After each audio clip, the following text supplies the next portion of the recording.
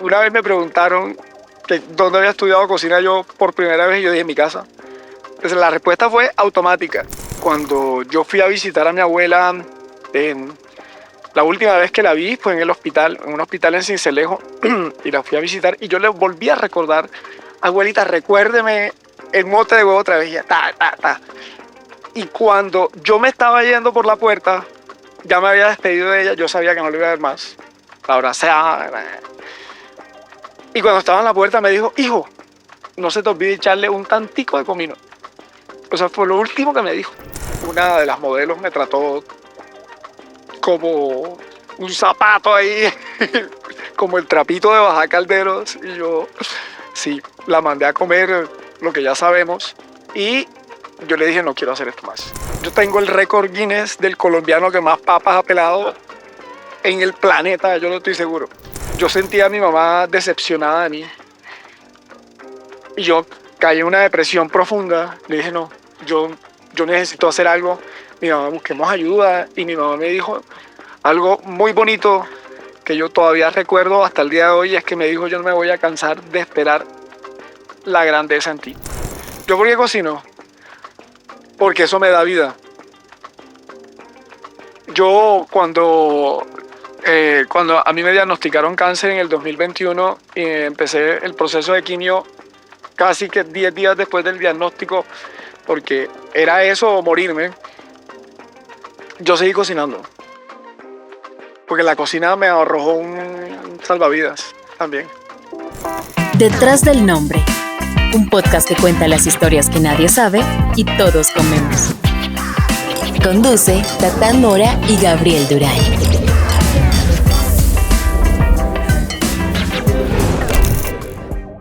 En este episodio, nuestro invitado no es el chef de manual. Es alguien que entendió que la cocina no es pretensión, solo verdad. Su historia se cocina en la memoria, en la mesa familiar, en la voz de una mamá y en las manos de unas abuelas que te enseñan a querer el país a cucharadas.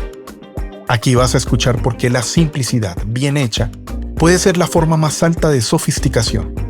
¿Cómo se enamora un turista con changua, caldo de costilla o un mote de queso? Y la frase que nos dejó pensando toda la semana: las recetas son poesía gastronómica. Hoy, en Detrás del Nombre, el chef Charlie O. Charlie, muchas gracias por recibirnos en tu restaurante aquí en este barrio tan tradicional de Bogotá, en La Candelaria. De verdad que estamos felices de tenerte aquí sentado en la mesa del podcast. Y bueno, Charlie, Detrás del Nombre, un podcast que cuenta las historias que hay detrás de los cocineros, de los chefs, de los restaurantes. Un ejemplo como el tuyo, Charlie, tú tienes una voz muy poderosa con el tema social. Tú realmente has una vocación, diría yo. Has trabajado con cocineros, cocineras de todo el país, cocineros tradicionales. Has sido profesor, has sido catedrático, das charlas en el mundo, en Colombia. Representas a Colombia en diferentes festivales gastronómicos en Latinoamérica. Entonces uno dice, qué trayectoria, tienes una trayectoria bien importante. Entonces, ¿qué te parece, Charlie, si nos vamos años atrás al Caribe colombiano, Cartagena, a las cocinas de tus abuelas? ¿De dónde viene ese gusto por la cocina, por la comida? Bueno, Tatán, Gabo, primero gracias por la invitación. Esto, ya he oído el podcast de ustedes. El podcast. El podcast. Ya he oído el podcast de ustedes y me pareció muy chévere que detrás del nombre indague detrás de lo que hay de mucha gente. Y he oído varios. Gente, además, con la que me vinculo emocionalmente y con la que me siento representado también, porque creo que, como te lo decía, a veces uno piensa que se hace solo y detrás de uno hay un montón de cosas y de historias y de gente, sobre todo de gente. Para remontarme a mi niñez, tengo que remontarme bastante. Mañana cumplo 53 años. Feliz entonces, cumpleaños. Feliz cumpleaños. Estamos de celebración. Sí, me voy a remontar 5 décadas. Así que no, va a ser un ejercicio de memoria bien interesante. Varios años. Sí. Bueno, yo nací en Cartagena, pero mis papás son de Córdoba. Son de un pueblo que se llama Chinú, que es un pueblo que tiene también tantos años como Cartagena. Es uno de los asentamientos indígenas más importantes que hay en Córdoba. Hay que recordar que Bolívar, Sucre y Córdoba eran un gran departamento que era el Gran Bolívar. Entonces terminé naciendo en el mismo departamento y en la misma zona. Chinú está como por Tocoroma o por estos buses, está como a unas 4 horas. Ahora hay una vía nueva que uno sabe, como que llegas al Viso y te desvías y llegas más rápido. Pero cuando yo era niño, se trataban como unas 4 horas uno para llegar de Cartagena a Chinú. Mis papás se fueron antes de nacer nosotros, que nacimos todos en Cartagena. Interesante porque yo crecí con las dos cocinas. Yo crecí con la cocina de Cartagena y con la cocina de la Sabana. De la Sabana, que es una cocina muy diferente a la del Caribe costero. Este es un Caribe que está más adentro, las sabanas de Sucre, Bolívar y Córdoba. Y mi mamá siempre fue muy curiosa con la cocina. Mis primeras maestras, y una vez me preguntaron que dónde había estudiado cocina yo por primera vez, y yo dije en mi casa. Entonces, la respuesta fue automática. Mi mamá cocinó muy bien siempre, muy bien siempre. Mi mamá fue profesora toda la vida. Entonces nosotros teníamos los fines de semana que ella estaba en la casa, teníamos un restaurante nuevo. Porque mi mamá era muy curiosa. Y la manera de mi mamá no perder su vínculo con su pueblo, con su sangre, con su tradición, era cocinando las cosas de allá, pero también aprendiendo cosas nuevas. Entonces mi mamá, la posta cartagenera de mi mamá era una vaina. Yo la sigo recreando, yo le sigo dando los créditos. Mi mamá murió en el 2021, pero la posta cartagenera de mi mamá creo que fue una de las mejores herencias que me dejó. Y ella era ávida de los libros de cocina y ella recreaba y inventaba cosas en esa época que no se hablaba de cocina fusión ni de cocina de autor. Mi mamá hacía vinagretas con humis y vainas. Era súper curiosa. Hacía el mejor arroz de camarones que yo me he comido en la vida. Pero también su cocina, la cocina de su tierra de origen, estaba en la mesa nuestra también. Entonces nosotros comíamos ensalada de berenjenas con yuca y con suero al desayuno. O sea, nosotros crecimos con un paladar abierto así a una cantidad de cosas, porque era una cocina que se transformaba desde la sabana hasta el Caribe y que recorría todo lo que a mi mamá se le cruzara por la cabeza. Luego mi abuela paterna, Rafaela, venía a visitarnos a Cartagena, o yo iba a Chinú, a la casa de mis abuelos, y mi abuela también era súper curiosa con la cocina. Mi abuela era una gran repostera, hacía diabolines, galletas de limón, enyucados, o sea, le encantaba, y era muy recursiva. Entonces, con lo que había en el patio, ella hacía cosas.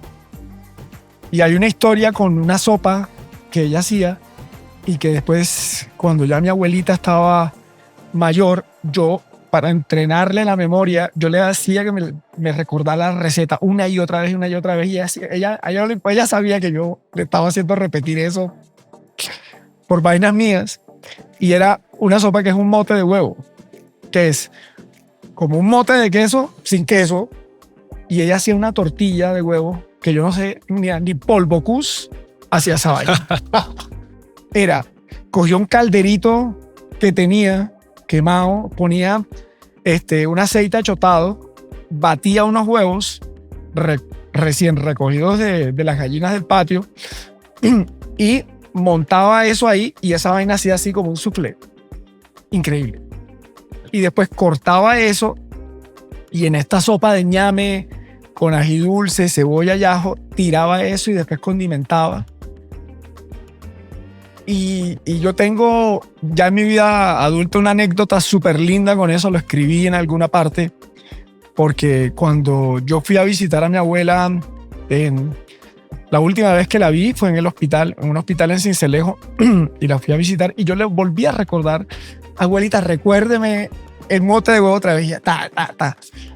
Y cuando yo me estaba yendo por la puerta, ya me había despedido de ella, yo sabía que no lo iba a ver más. La abracé. Y cuando estaba en la puerta me dijo, hijo, no se te olvide echarle un tantico de comino. O sea, fue lo último que me dijo. Un tantico de comino a tu mote de huevo. Esas fueron las últimas palabras que tú escuchaste de tu abuela. O sea, fue un consejo de cocina. Wow. No, y sobre todo el comino creo que es una de las especias que más utilizamos aquí en Colombia. Nos cruza completamente. Nos cruza completamente. De norte a sur el comino es básico. Sí. O sea, sal, pimienta y comino tiene que estar ahí. Así es. Qué buen recuerdo. Sí. Entonces, yo creo que empecé a estudiar cocina en mi casa en Cartagena y con mi abuela en Chinú. Y cuando ella venía, a mí no me dejaban, por razones de seguridad, estar en la cocina pequeño. Pero mi abuela, como mi mamá estaba trabajando y mi papá también, y ella estaba ahí, ella me decía, te dejo estar aquí, pero tú no te puedes montar. Entonces me ponía un taburetico, me ponía ahí a que yo me parara a ver lo que ella estaba haciendo, y yo por observación y oliendo y probando, empecé a hacer las mismas cosas que ella. Mi abuela fue la que me enseñó.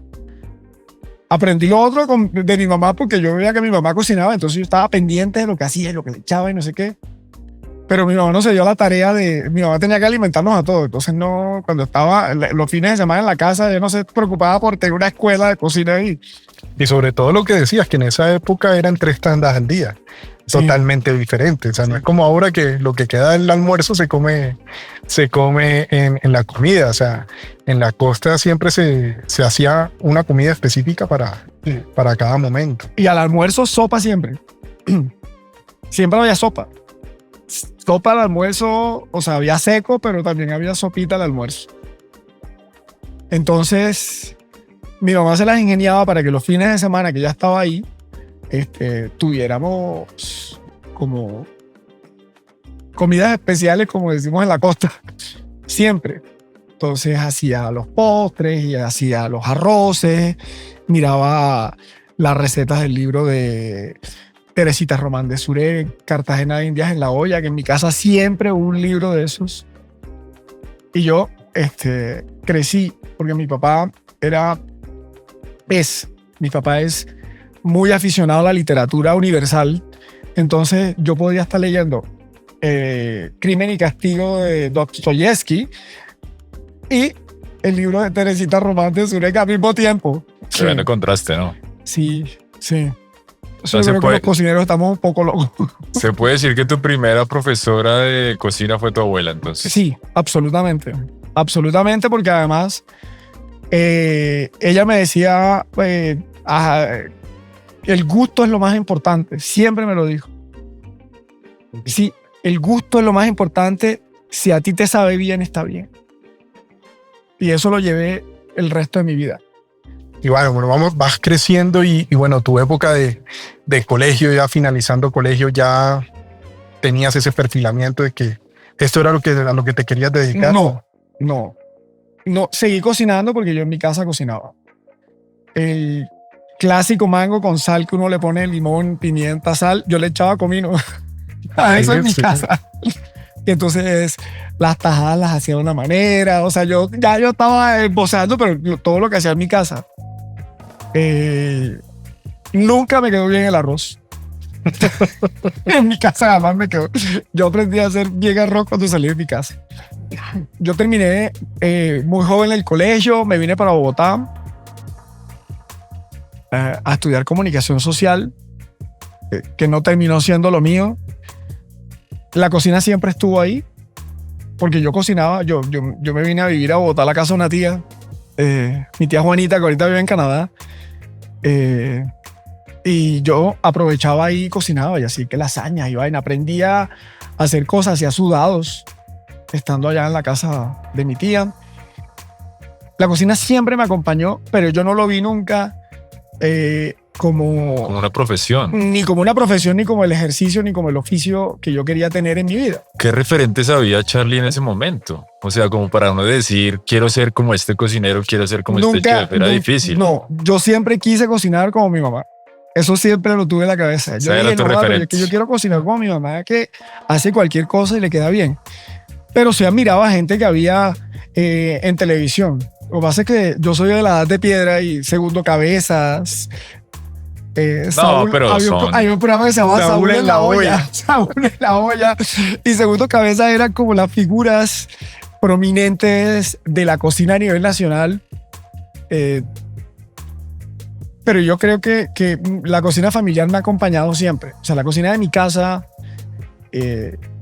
ha sido como ese vector que me ha seguido toda la vida. Yo creo que ha sido siempre eso. ¿Pero terminaste comunicación social? No, o- no. Yo me dediqué a hacer otra cosa completamente distinta. La vida me llevó a ser fotógrafo de moda, por ejemplo. Hice fotos para cromos y hice fotos para el Universal y para cromos, ¿no? para cromos. Pero hay que decirle a la gente que es cromo. Cromos es una revista. Cromos es como la primera revista así. Pero como tampoco es elegante que tan teníamos. vieja. No, pero ya, Claro. sí, ya Cromos Yo sí. creo- Yo me acuerdo que la sede de Cromos quedaba en esa casa de la séptima con 68, 69, esa casa enorme que ahora creo que está la embajada de Emiratos Árabes ahí. Y yo me presenté, yo me vine aquí a Bogotá porque yo estaba en Cartagena en ese momento. Yo me había regresado a Cartagena, bueno, pasaron 500 cosas en la vida y yo terminé trabajando de fotógrafo de moda. Y yo me vine acá, empecé a trabajar con cromos, después me vine para Bogotá de nuevo y empecé a hacer producción y dirección de arte para comerciales. O sea, nada que ver, Nada. nada. que ver. Nada que ver, pero creo que me dio... El tema creativo estaba ahí, el tema artístico. y también me dijo, esto no es lo tuyo, porque a mí no me gustaba, oye, lo hacía bien, pero no era lo que yo quería hacer. Entonces, creo que a veces de las grandes frustraciones también salen los grandes sueños, porque a veces te pone a reflexionar y llegas a un momento en tu vida en que dices que realmente es lo que quieres hacer. ¿Cuál fue ese punto de inflexión entonces? Ese punto de inflexión es que un día estábamos grabando un comercial y yo dije, yo no me voy a seguir aguantando esta vaina porque una de las modelos me trató como un zapato ahí, como el trapito de bajar calderos y yo la mandé a comer lo que ya sabemos y yo le dije, no quiero hacer esto más.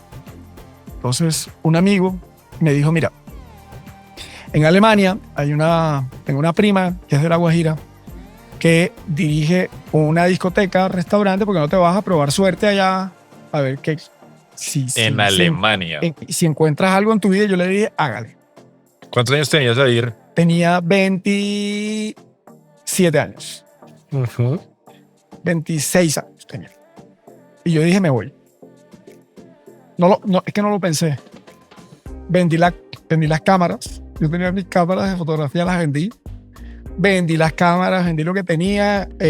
Mi mamá me dio una plata y me fui para Alemania. ¿Para qué parte de Alemania te fuiste? Me fui a München. Y allá llegué, empecé a trabajar en la discoteca esta donde estaba la prima de mi amigo dirigiéndola. Conocí una gente estupenda ahí. Me hice amigo de los de la barra. Sin un pito de alemán. La discoteca tenía unos días brasileros y otros días latinos. Entonces yo en los días latinos hablaba así como español, así como Sofía Vergara y tal. y a la gente le parecía muy divertido eso y me daba muchas propinas cuando estaba en la barra. Yo era asistente del asistente del asistente del bartender. Yo llevaba las botellas de las cajas de cerveza y de jugos y todo. Las llevaba a la bodega, hacía, limpiaba y aprendí a hacer cócteles y fui ahí como ascendiendo. Pero el restaurante la discoteca tenía un restaurante enorme. Esto quedaba en un piso alto en en Múnich, en München, que no permite que los edificios superen en la parte histórica a ciertas alturas, no sé qué. Entonces, era un sitio espectacular, con cristales donde veías toda la ciudad, no sé qué. Y yo me sentía trabajando ahí, mejor dicho, yo dije, esto es Claro. lo máximo. Y le dije al cocinero, yo quiero cocinar. Porque yo digo, yo cocino. Yo le decía, sí, tú cocinas. Y me pusieron a lavar platos.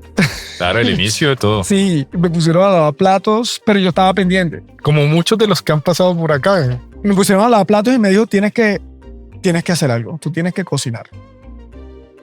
Pero tú tienes que aprender. Claro. No, pero es que yo sé el cocinar. proceso. Yo le dije, no, mijo, tú no sabes cocinar. Me lo dijo en alemán. Y me consiguió un curso de repostería. Y En Alemania. en Alemania. En inglés era el curso, porque era un curso para extranjeros. Y empecé a hacer el curso de repostería, y cuando ya había avanzado me hicieron una prueba y empecé a cocinar.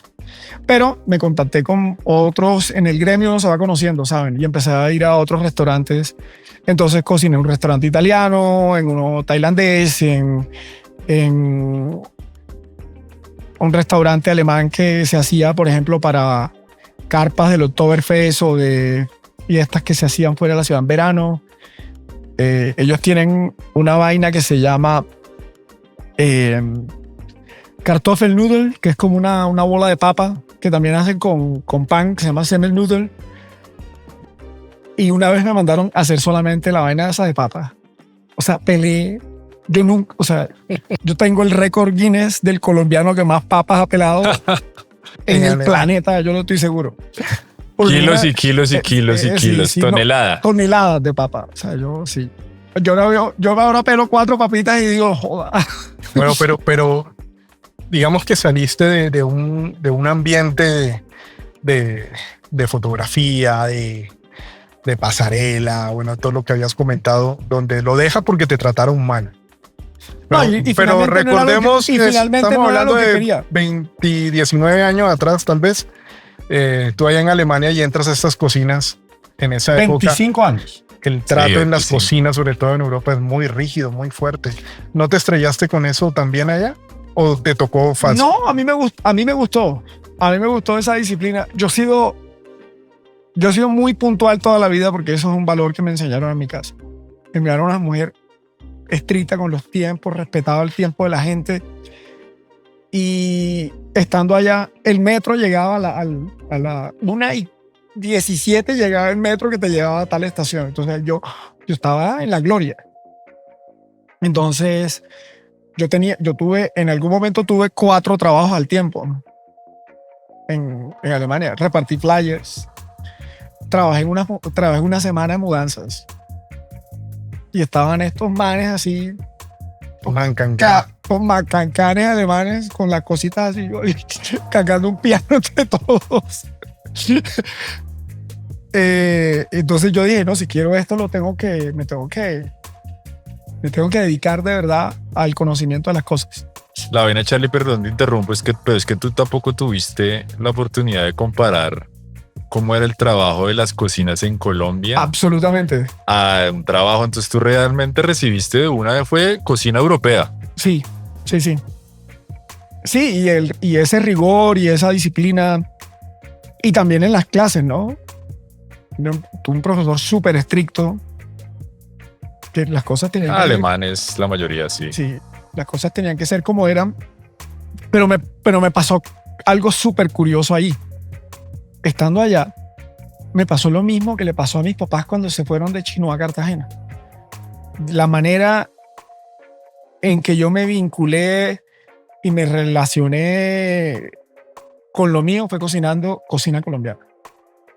Entonces yo invitaba, por ejemplo, a mis amigos allá alemanes y a mis amigos a los que conocí en todas partes del mundo, y les hacía como podía, mote de queso, posta, arroz con coco, ajiaco, imagínate, ajiaco, tal.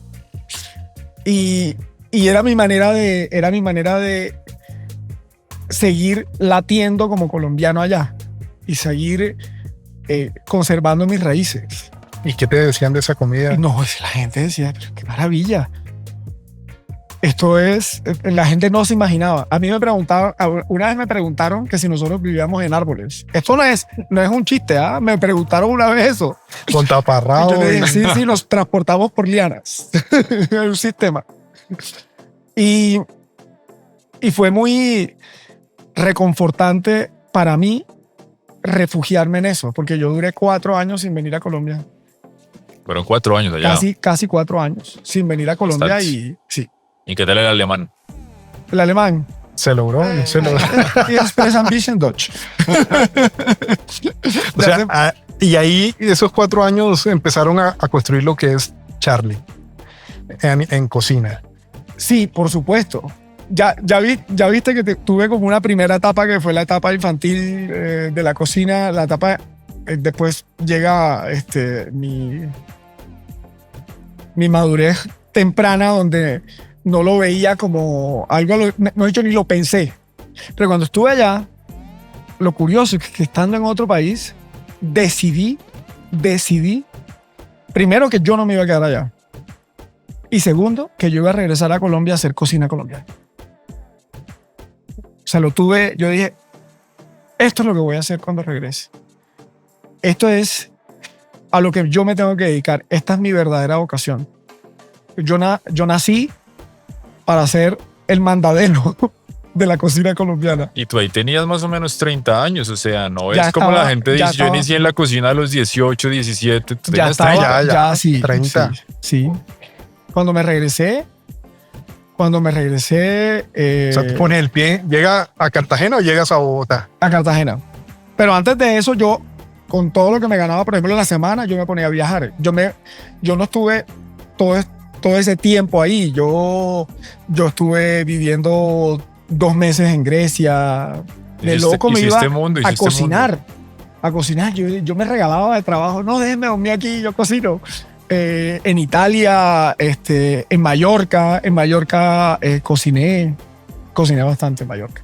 Sí, fui en Palma de Mallorca, tuve una gran experiencia, trabajé en una barra haciendo sándwiches, haciendo bocadillos, le dicen ellos, Sí, bocadillos. haciendo bocadillos ahí, y yo era feliz, yo le metía vainas como salsitas colombianas, trataba de colombianizar las vainas y todo, porque yo decía, tengo que mostrarle esto a la gente. Y yo decía, ¿por qué no puedo hacer esto en Colombia? ¿Por qué no buscaba restaurantes colombianos ¿Sabes y qué? querías realmente enfocarte en la comida colombiana? ¿O querías ¿sabes? coger mundo también? Sí, porque yo quería tener la experiencia de que mi paladar se abriera, de que mi mente se abriera a otras culturas, y siempre he estado muy abierto a eso, ¿no? Yo leo mucho y leía mucho, entonces yo decía, ahora que tengo la oportunidad de tener el mundo aquí, no a través de un libro, pues voy a aprovechar y me voy a comer esta vaina y lo voy a incorporar. O sea, eso no lo pensé en ese momento, pero ahora que lo veo, en tiempo presente, todas esas experiencias las he incorporado en lo que estoy haciendo ahora. Y las sigo incorporando porque sigo aprendiendo. Pero fíjate que aquí algo que hemos hablado es acerca del turismo gastronómico, que está creciendo bastante aquí en Colombia. Y de pronto las personas que vivimos aquí en Colombia no nos enteramos o no vivimos ese turismo de que sí lo hace el extranjero. Porque yo creo que uno sí conoce realmente una cultura a profundidad probando sus sabores, sus olores, sus texturas. Así como, no sé, estamos en la Candelaria, venir aquí a ver la arquitectura te hace sentir a ti en otra época, en otro lugar, pero la comida es algo que impacta. Entonces yo entiendo ese sentimiento de salir a conocer y de probar para poder armar tu identidad. Y creo que ya te viniste con tu identidad muy bien formada. Me vine con la identidad muy bien formada, pero cuando llegué aquí se desdibujó completamente. No, es ¿Qué que lo que te pasó? decía, pero es que también esa comparación solo de cultura en una Sí, cocina debe ser completamente diferente. Además, llegué a Cartagena con la idea de ponerme a cocinar, porque yo dije, no, que voy a llegar y yo voy a hacer la mondá aquí en Cartagena ahorita. Y cuando llegué, no fue así. Cuando llegué, después de que llegué, yo estuve 3 años de fiesta. Y yo dije, yo decía, voy a cocinar. El bando te duró 3 años. Sí, el bando me duró 3 años y cocinaba donde mis amigos y todo el mundo. Charlie, ¿tú por qué tú no cocinas? ¿Tú que no abres un restaurante? Todo el mundo me decía. Pero yo no le encontraba la comba al palo. De hecho, yo me fui por consejo de un amigo. Fui a Barranquilla y me quise meter en una institución muy respetada pública de aquí de Colombia a estudiar cocina. Y la primera clase, el tipo que estaba dándonos la clase empezó con una cátedra de evangelio y no sé qué. Y decir, ¿pero qué es esto? O sea, no, yo quiero hacer cocina colombiana. Y no encontraba algo que me diera esa oportunidad. Y creo que, no sé, en Cartagena, después de tanta fiesta y todo, yo creo que mi mamá, yo estaba en mi casa, además, me regresé a mi casa después de haber vivido independiente y todo. Creo que yo sentía a mi mamá decepcionada de mí. Y yo caí en una depresión profunda. Le dije, no, yo necesito hacer algo. Mi mamá, busquemos ayuda. Y mi mamá me dijo algo muy bonito que yo todavía recuerdo hasta el día de hoy, es que me dijo, yo no me voy a cansar de esperar la grandeza en ti. Ese día yo tomé la decisión, ese día que mi mamá me dijo eso, después de yo estar muy mal, de haber ido a un psiquiatra, de estar medicado, todo, yo ese día que mi mamá me dijo eso, tomé la decisión de que mi vida tenía que ser otra. Y me vine para Bogotá.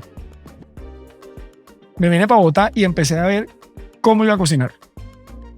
Y cuando me vine, yo dije, la mejor manera que voy a hacer cocina colombiana es viajando por este país. Y me voy a viajar el país y me voy a ir a todos los rincones de este país a aprender cocina colombiana de los verdaderos maestros, los que la hacen. Y ahí, ¿a dónde llegué? A muchísimos lugares. Con el tiempo, yo, con mis conocimientos de repostería me puse a hacer tortas. Y empecé a vender tortas. Y empecé a hacer una red y con eso me empecé a viajar. Entonces empecé a viajar cerca. Por eso me conocí en Boyacá, conocí el departamento de Cundinamarca, después me fui a los Santanderes, empecé a viajar. Cuando tuve recursos ya me fui a San Andrés, me fui al Amazonas, conocí bien los llanos. Y empecé como una esponja a absorber todo lo que podía.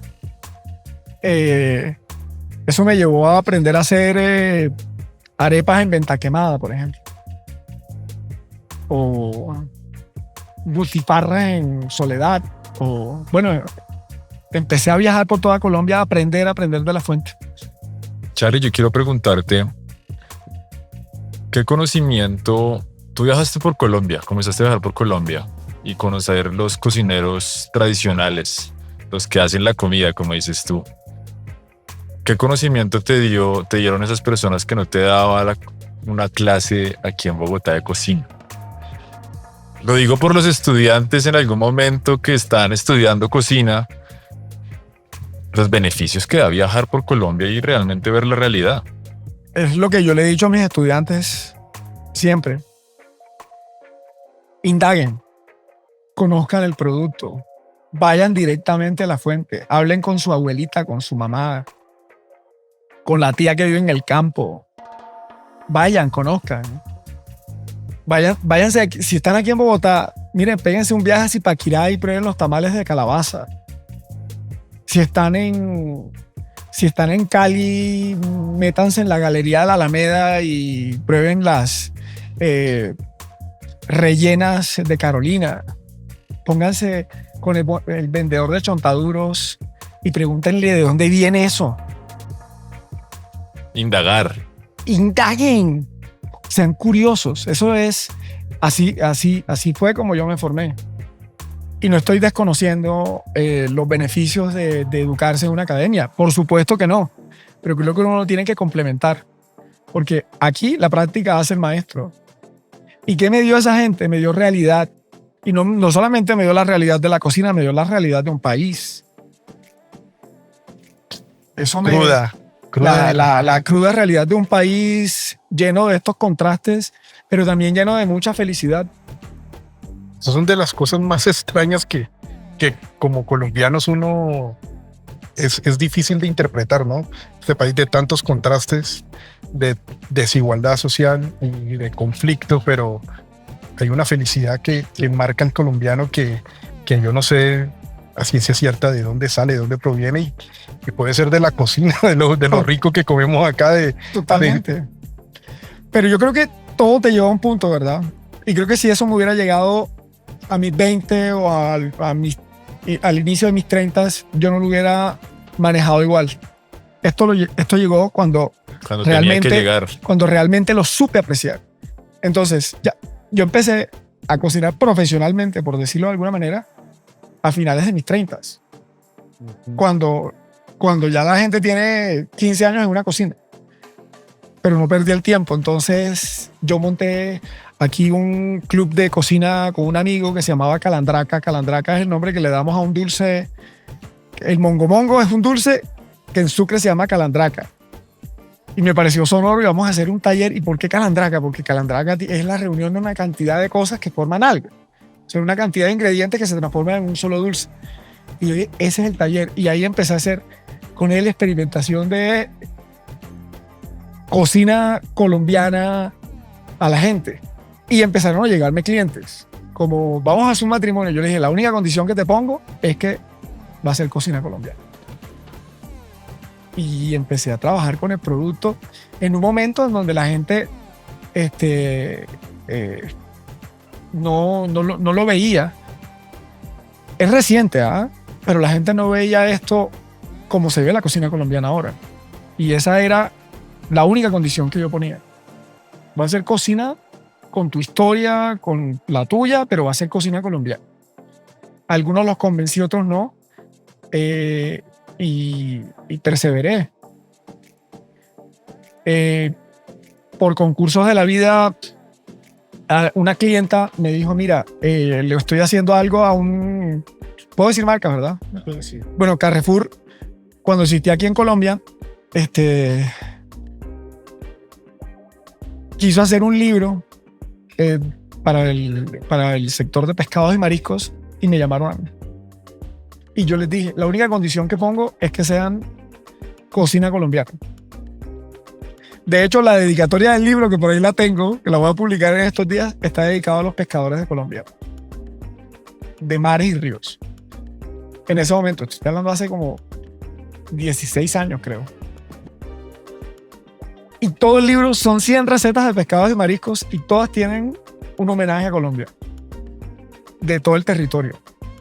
Mi amiga me dijo, la que me contactó para el libro, me dijo, esto va a ser muy difícil de vender. Y yo le dije, pues intentémoslo. Mandaron el máster del libro a Francia porque Carrefour tiene su... Y dijeron, nos parece genial. Porque allá la cocina del terruño es la que tiene valor. Entonces, yo creo que pensaron que si alguien le está dando valor a eso que tienen allá, debe ser por algo. Ya después de ahí empezaron a salir cosas, me llamaron para estar en el Congreso de Popayán, que fue la primera vez que me presenté en público, que fue súper terrible porque hice 3 platos y eso me enredé, me quemé. Hice un arroz con coco. El taller duraba 40 minutos, se supone, y duré como 2 horas preparando todo. Bueno, ya. Esa fue la primera vez, pero me fue bien porque me llamaron al año siguiente otra vez de Popayán. Bueno. Después Sabor Barranquilla. Llegué al Ministerio de Cultura. Estaban buscando profesor para la Escuela Taller de Bogotá. Y me llamaron para ser profesor adjunto de cocina colombiana y estaban unas instituciones aquí de Colombia, Nela, Eduardo Martínez, Beatriz Vélez, y yo decía, estas son palabras mayores aquí y yo pues voy a hacer mi mejor esfuerzo y empecé a transmitir todo eso que aprendí viajando. Yo era como el cronista a mis estudiantes y yo inyectándoles el amor por la cocina colombiana. Se ampliaron las horas de cocina colombiana que habían ahí. Y ahí empecé a hacer cosas, me empezaron a llamar después de Cancillería. No, de Cancillería, lo de Cancillería fue un accidente también, porque a mí, estando en la escuela taller, me llamaron de un festival de Canadá, el Pan American Food Festival, y, era el primer año que lo hacían, y el país de invitado era Colombia. Y me escribieron y me dijeron, queremos que tú seas el que vengas a representar a Colombia al festival en Toronto. Pero fíjate que, Tata, mira esto que cuenta Charlie, a mí me parece interesante porque sigo siendo un creyente en que el espectro de desarrollo en el mundo gastronómico es muy amplio. O sea, creo que hemos tenido ya muchos invitados que se dedican a otras cosas dentro del sector. La recuerdo a Margarita, comunicadora gastronómica, y en ese momento que, digamos, no eras un chef de tiempo completo de un restaurante, pero nos representabas por todo el mundo, en todos los lugares, por la experiencia, por tu conocimiento. O sea, te volviste un comunicador, un cronista desde la cocina colombiana a donde ibas. Entonces, una invitación a todos estos que están estudiando gastronomía de que el panorama realmente está muy, muy, muy grande. Y hoy en día más. Claro. Entonces, creo que se rompen estigmas de la cocina, ¿no? Que solamente es para estar metido dentro de la cocina y lavar platos, etcétera. Pero te agradezco esa información que nos estás entregando, porque creo que estás dando una amplitud diferente que tal vez no hemos tocado a profundidad. Lo mismo lo hicimos con Carlos Gaviria, ¿no? Carlitos nos explicó también cómo ha llevado la cocina colombiana a muchos lugares del mundo. ¿Y ibas a decir algo? No, sí, es que me causó curiosidad. ¿Qué tenías tú para que toda esta gente dijera, yo quiero echarle Otero? Eso me intriga esa pregunta, muy El bacana. encanto Caribe. La empatía, el sabor y el Caribe hablado. colombiano. No. Yo creo que finalmente. No, perdóname, se es dieron una cuenta, pregunta sí, muy... Porque sí. yo sé todo el mundo que ya tenías, pero es que hay mucha gente. Sí. No sé si se dieron cuenta de que ya empezaba a generarse en las redes esto de lo que tú hacías, y se dieron cuenta de que yo me conocía bien Colombia y queremos un representante de la cocina colombiana. No me la sé toda con la cocina colombiana, menos mal, porque Siempre hay algo nuevo que porque conocer. sí, lo que te decía del programa de televisión, siempre hay cosas nuevas, y menos mal que todavía me faltan muchas cosas por aprender, porque mi curiosidad no quiero que se muera. Yo quiero seguir indagando en esto. Y cuando estuve allá en Canadá, en este festival, que fue increíble para mí, porque era la primera vez que salía a representar a Colombia en algo. Y yo me acuerdo que en la presentación, yo me presenté como 2 veces al público, y tuvimos otro evento, y la segunda vez que me presenté yo lloré, porque con este estigma que hemos tenido y que hemos venido cargando por esta historia de violencia, de drogas, de tantas cosas malas con las que nos han relacionado durante tanto tiempo, que yo pudiera, a través de la cocina, decirles que los colombianos tenemos otras cosas importantes y que esto es lo que somos.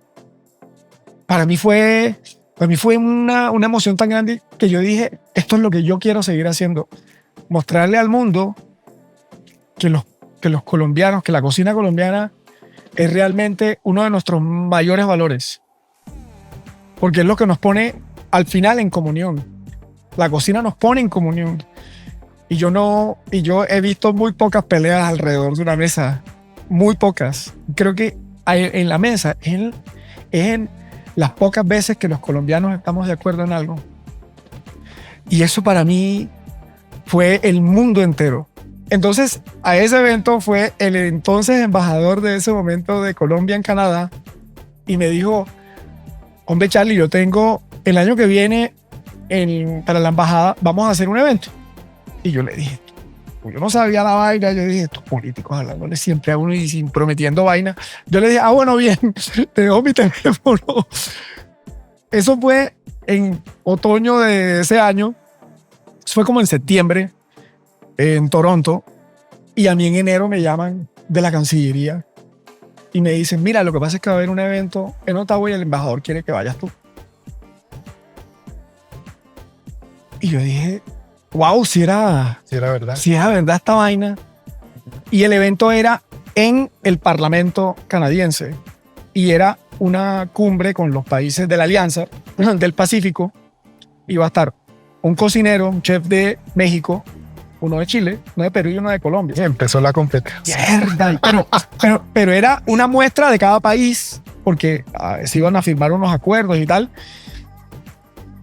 Y yo dije, Pero me imagino el ego de la comida que quedará mejor entre todos. Y te quiero decir una vaina que a mí me pasa lo mismo.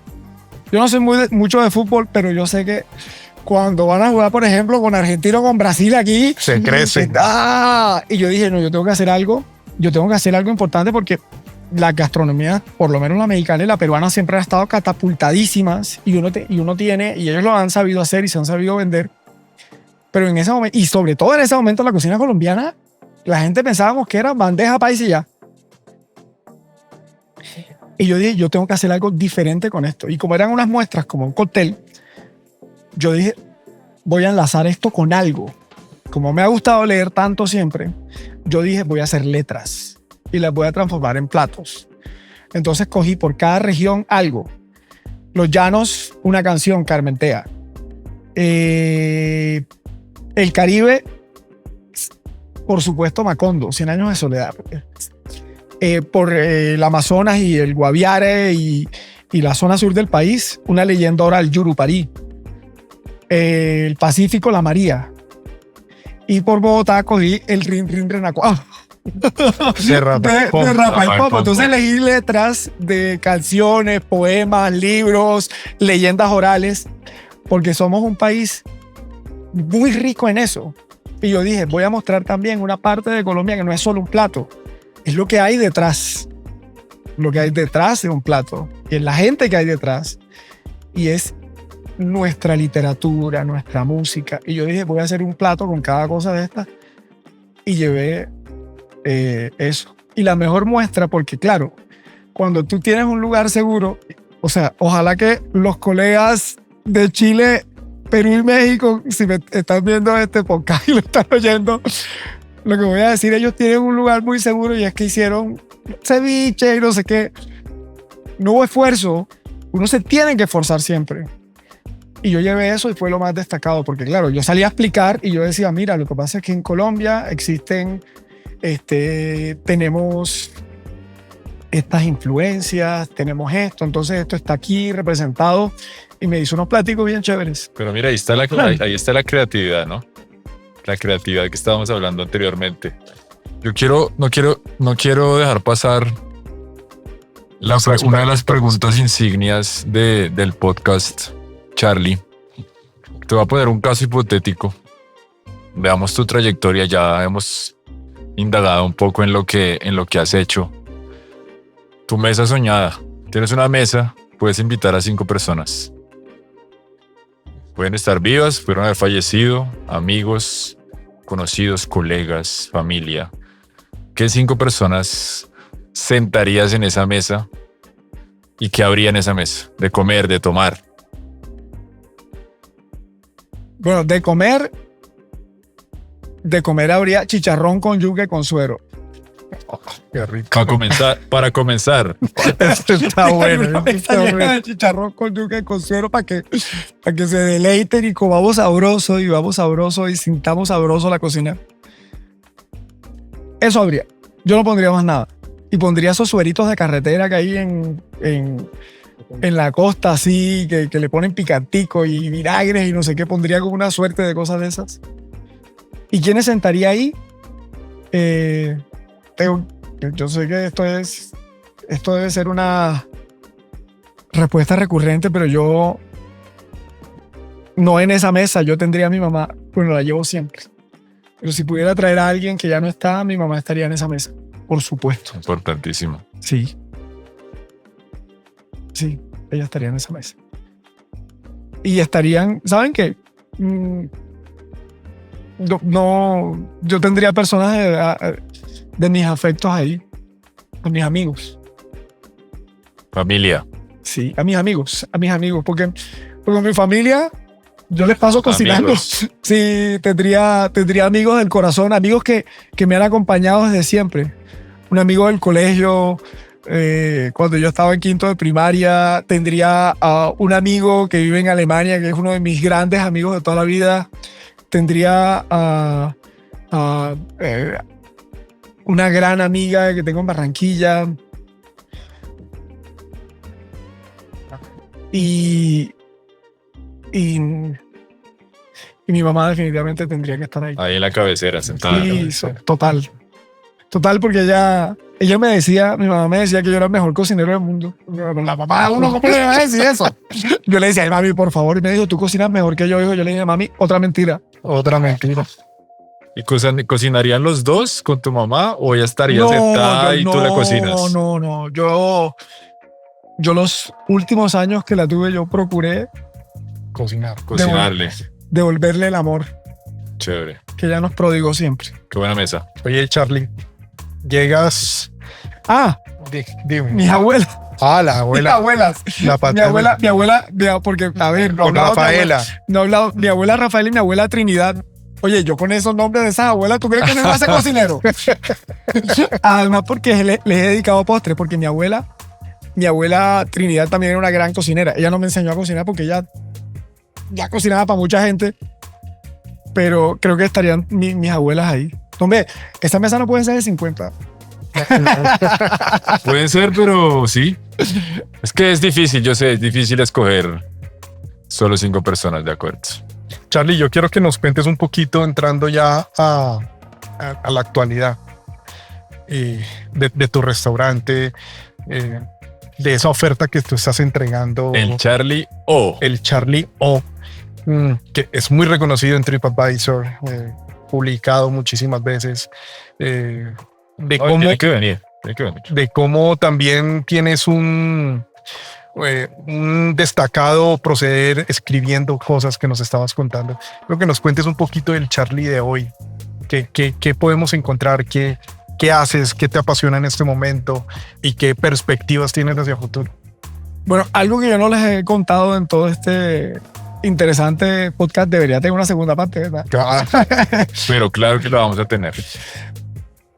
Es que yo he vinculado mi trabajo a lo social y me voy de nuevo a mi mamá, que fue profesora, además del magisterio, toda su vida, que trabajó en escuelas públicas, y ella siempre me decía que quien no vive para servir no sirve para vivir.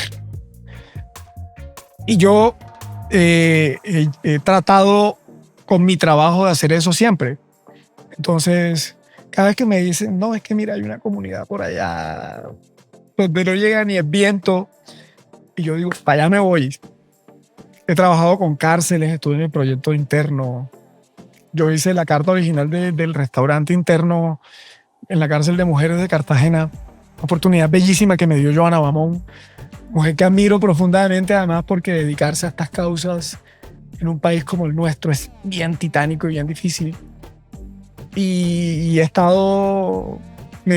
yo soy sobreviviente de cáncer, entonces cada vez que me llaman de una acción que tiene que ver con recaudar fondos para la concientización o para enfermos en esta lucha, voy y lo hago. Pero también a inicio de pandemia, en el Santa Fe, la comunidad trans del barrio Santa Fe se quedó sin comida, porque no había quien, no podían acceder. Y con una amiga, María Angélica Bernal, de Casa Lelite, nos pusimos a hacer la primera semana de almuerzos para la comunidad trans del barrio Santa Fe. Y yo creo que esto también tiene que ser una excusa. Esto que hacemos tiene que ser una excusa para ser solidarios. Cualquier cosa que hagas, lo he dicho siempre y lo digo, cualquier oficio que uno tenga tiene que ser una herramienta de solidaridad. Siempre. Porque vivimos en comunidad, porque detrás de mí hay un montón de cosas que me trajeron aquí y lo he contado aquí, pero detrás de esas personas también tiene que haber algo. Y detrás de las personas que no tienen una voz tiene que haber alguien que hable por ellas o que haga algo por ellas. Entonces, el Charlío es eso. El Charlío es un poco como este viaje que he tenido no solo a través del país, sino a través de las personas de este país, que son las que han construido mi carrera actual. Porque yo no me formé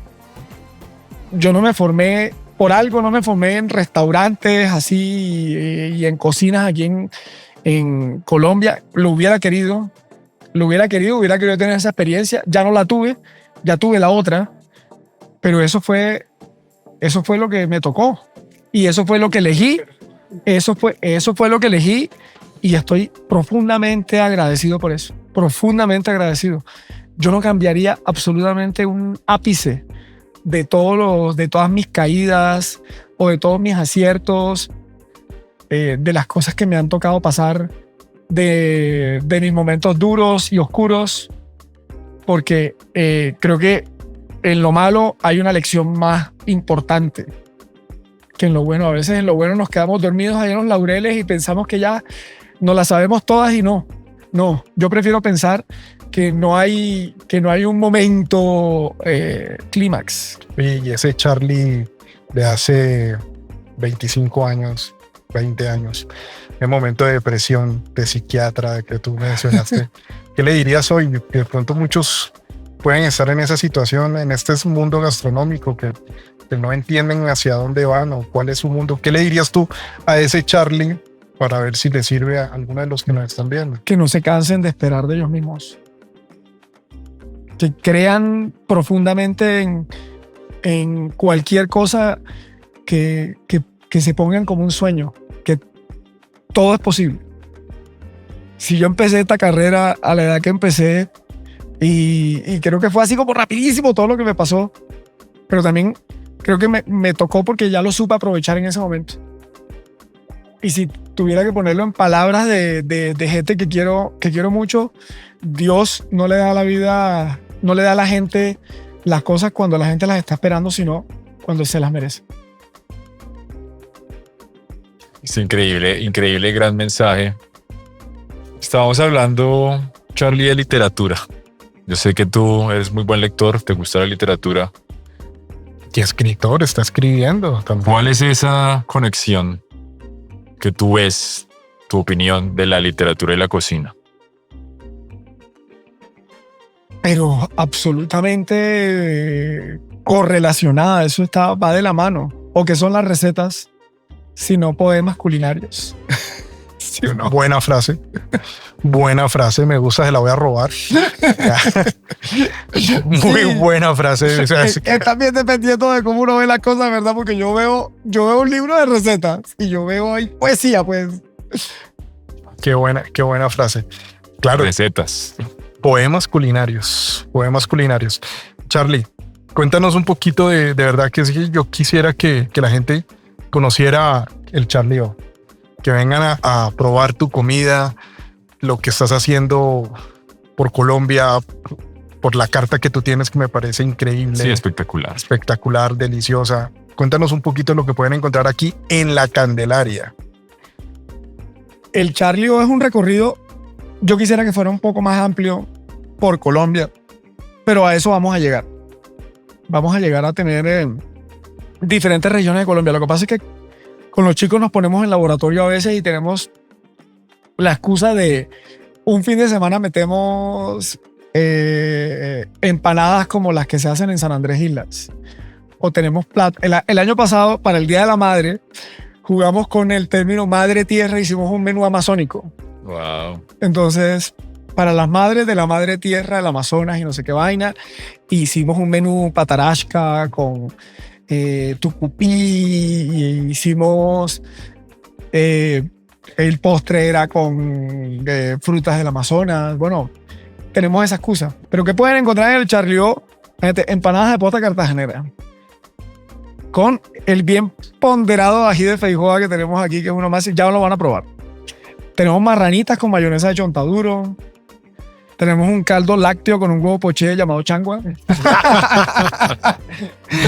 Y un fondo reconstituyente, un caldo de costilla espectacular. El propio levantamuerto, el caldo de costilla tenemos un matrimonio cachaco, porque en la costa le decimos matrimonio, y esto lo voy a explicar aquí, le decimos matrimonio al bollo de mazorca con queso.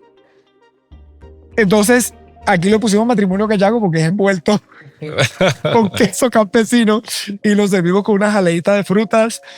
Eso es como un trío más bien. Pero bueno, le pusimos matrimonio cachaco.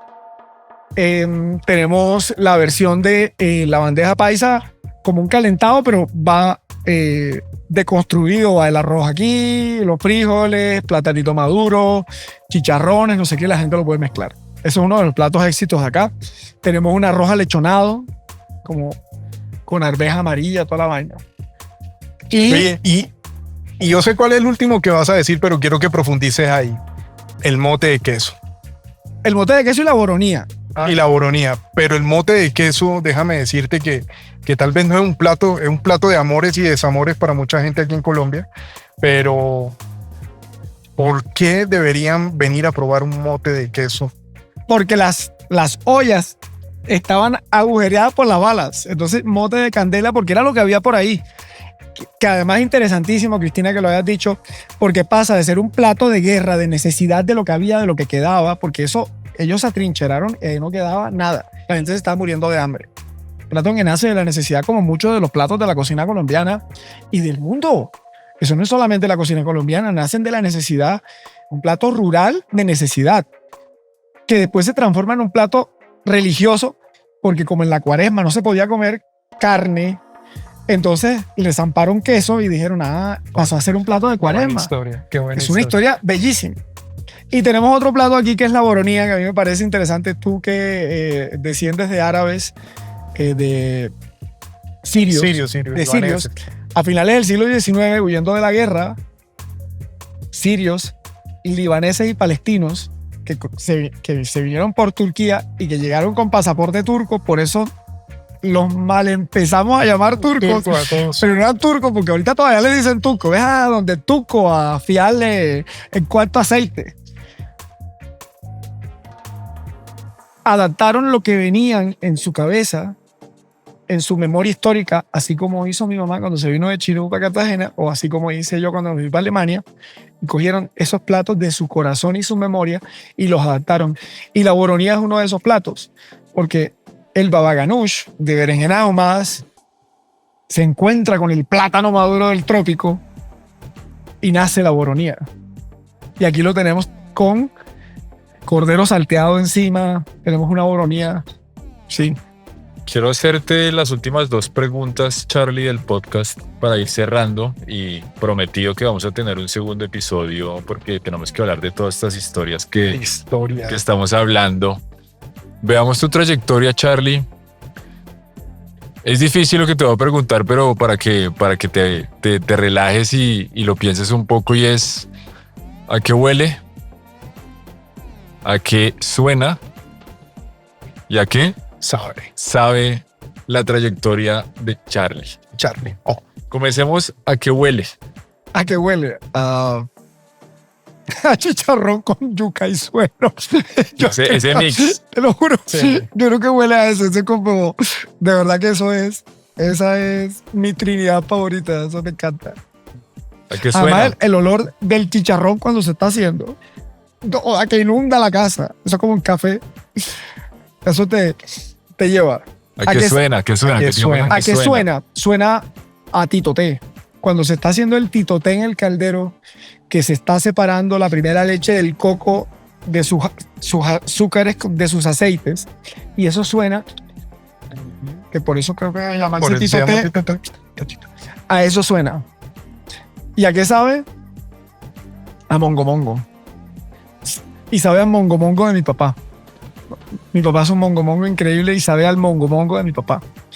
Sabe a esa combinación de plátano maduro con panela, papaya, mango, especias.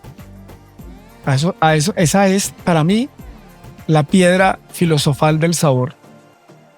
Y ahora quiero, Charlie, que tú plantees una pregunta. Vamos a tener un invitado. El próximo episodio. Puede ser de la vida, puede ser de la cocina. ¿Qué pregunta le harías? y se la hacemos llegar al... O sea, al- ya conoces los invitados que nosotros sabemos al podcast. Entonces es una nueva pregunta que queremos iniciar en esta sección. Que tú dejes una pregunta para el siguiente invitado. Algo que tenga que ver ya sea con la parte personal o la parte la gastronómica. que tú quieras. No lo conoces, ¿Qué pregunta pero le ¿qué le harías? dirías? Porque te la vamos a hacer. ¿Por qué cocinas? Ok. Listo, esa pregunta Anotada. va al siguiente ¿Por invitado. qué cocinas? ¿Qué te motiva así? ¿Por qué cocinas así? Sin ponerle la vaina así tan... ¿Por qué cocinas tú? ¿Yo por qué cocino? Porque eso me da vida. Yo cuando a mí me diagnosticaron cáncer en el 2021 y empecé el proceso de quimio casi que 10 días después del diagnóstico, porque era eso o morirme, yo seguí cocinando. Porque la cocina me arrojó un salvavidas también. Y me lo ha arrojado siempre, desde niño. Definitivamente la cocina es más que sabores. Hay unas historias tremendas. Charlie, muchísimas gracias por estar aquí con nosotros. No a ustedes. Es Estoy lo con los- suyo. Estoy con los ojos enchancados. Yo aprovecho para invitarlos a que nos sigan en redes sociales, que sigan las 2 nuevas secciones que tenemos en nuestro canal. Tenemos Restaurante Tour, ya llevamos 2 capítulos y próximamente vamos a lanzar una nueva sección que se llama La Vitrina para apoyar a muchos emprendedores de este sector para que estén pendientes de su lanzamiento. Charlie, no siendo más, muchísimas gracias. Muchísimas gracias. Muchísimas gracias. Un placer, de verdad, Es un bueno que placer. le toquen las reflexiones a uno para que nos recuerden dónde estamos parados todavía. Nos vemos en el próximo capítulo. No, y que vengan al Charlie O porque ahorita vamos a almorzar ahorita. Y Vamos a probar la suscríbanse, carne. clic, suscríbanse y pongan la campanita. Nos vemos. Chao, Chao. que les vaya bien. Hablamos. Detrás del nombre, un podcast que cuenta las historias que nadie sabe y todos comemos. Conduce Tatán Mora y Gabriel Durán.